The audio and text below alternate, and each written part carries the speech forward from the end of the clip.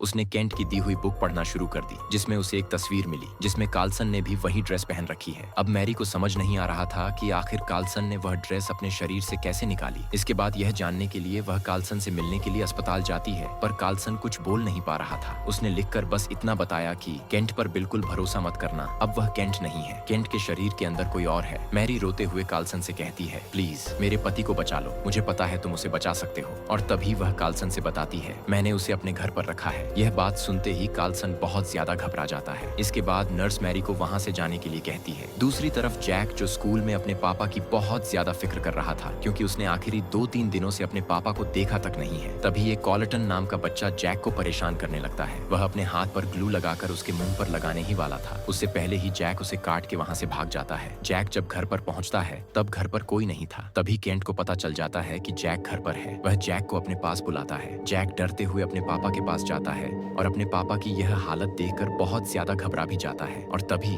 वह केंट को स्कूल के बच्चों की सारी बातें बताता है। दूसरी तरफ मैरी उस पुराने घर में जाती है ताकि उसे वहाँ पर कोई सुराग मिले और वह केंट को बचा सके। वह जैसे ही वहाँ पहुँचती है उसे एक कैमरा मिलता है, जिस कमरे के अंदर देखने पर उसे पता चलता है कि उसमें एक जोकर है और एक डॉक्टर है, जहाँ डॉक्टर कुछ बच्चों को उस जोकर के सामने लेकर आ रहा है। इतना देखने के बाद वह कैमरे को अपने पास रख लेती है और जैक के स्कूल पहुंच जाती है, क्योंकि छुट्टी होने का समय हो गया था। वह जैसे ही वहां पहुंचती है तो उसे पता चलता है कि जैक तो थोड़ी देर पहले ही यहाँ से भाग गया। मैरी बहुत ज्यादा घबरा जाती है कि अगर कहीं जैक घर पर होगा तो केंट ने उसे कुछ कर न दिया हो। फिर मैरी घर पर पहुंचती है तो जैक